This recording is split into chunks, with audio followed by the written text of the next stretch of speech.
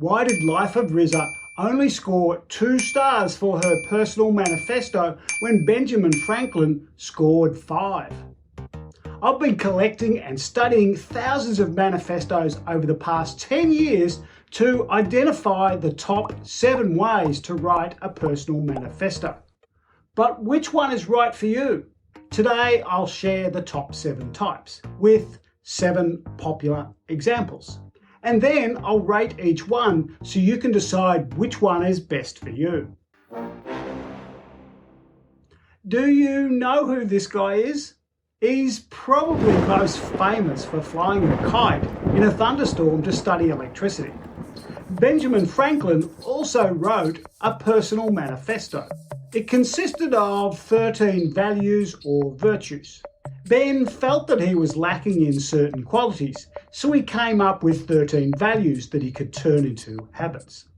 He chose 13 because 13 blocks of 4 weeks make up an entire year.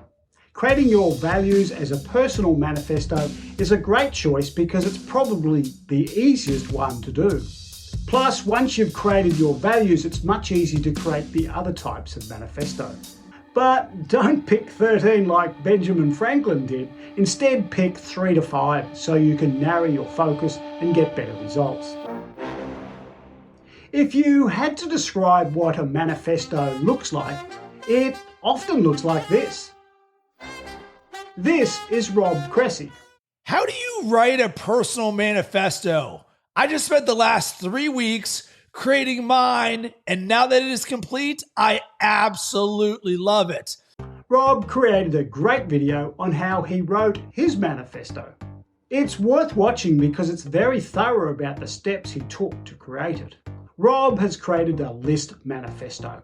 It's a mix of quotes and mantras and I am statements. This is another easy way to create a personal manifesto.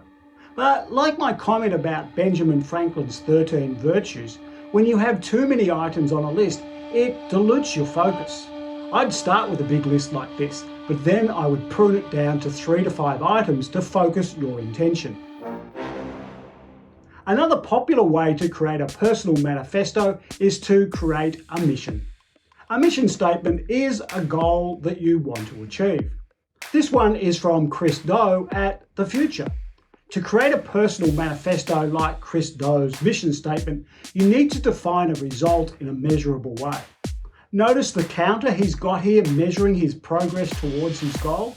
To define your mission, spend some time reflecting on the impact you want to have and how you would measure those results.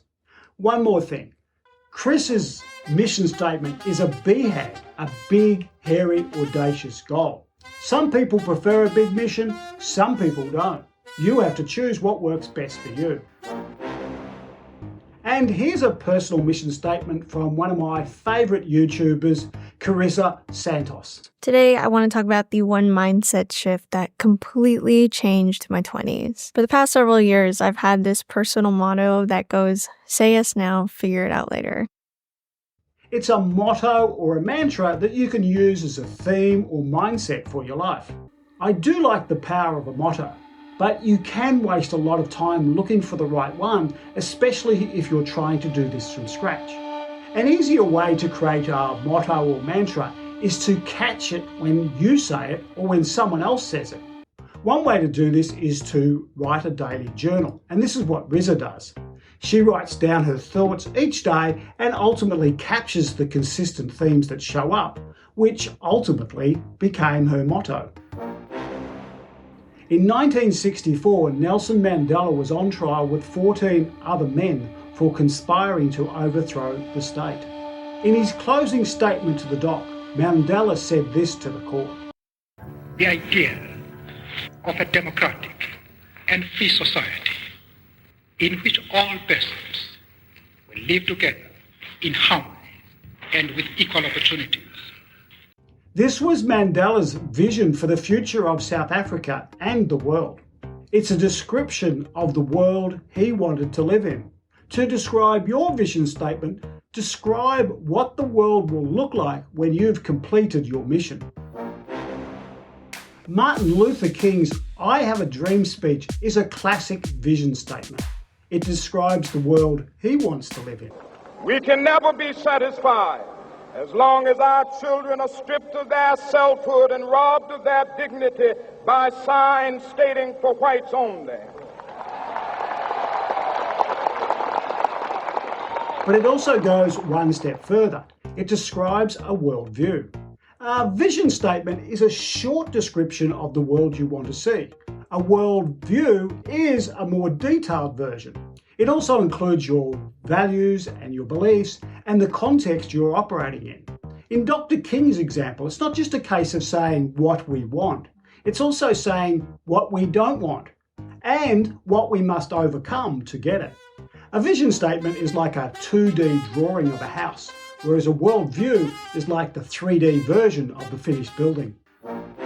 I have always felt like there was a calling on my life, and I responded to the call. I obeyed the call. I listened. Coming up with a short, sharp purpose statement can be harder than it looks. It takes a lot of effort to refine your thinking down to a single statement. One way to cut this short is to start by declaring a set of values. Then you can pick one as a dominant one to build your purpose statement around. This is what worked for me. My primary value was around being creative. And it follows that I was able to turn this into my purpose statement to create new worlds. It defines what I do, which is to create, and also the result of what I create, which is to create new worlds from the ideas that I share. Now for the big question. I've shared 7 different ways to write a personal manifesto, but which one is the best one for you? Here are the pros and cons of each one. An important point here. I'm not rating the individual or the personal example here. I'm rating the type of personal manifesto. Each rating was based on 2 things: the ease with which you can create it and the power that it can bring to your life. And the more stars you get, the better.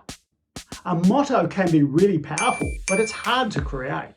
A list is easy to create, but it loses its power when you have too many items. A worldview takes a lot of work to create, and it's probably overkill for a personal manifesto. It's much better suited to a community change project. Having a clear purpose statement is a really powerful thing to have in your life, but it is again more difficult to create a single statement. A mission is relatively easy to create because you just need to quantify or put a measurable result next to the impact you want to have. A vision statement is also easy to produce, and it might suit you better if you want a general direction rather than being locked into a specific result. Finally, we have values. This is the easiest one to create. They're powerful in their own right, but best of all, they can become the platform for all of the other types of personal manifestos. That's why I've given it 5 stars and rated it as my best choice for creating your personal manifesto. Which of these 7 ways to write a personal manifesto do you like the best? Add a comment down below and let me know. And if you want more on how to write a personal manifesto, then watch this video next.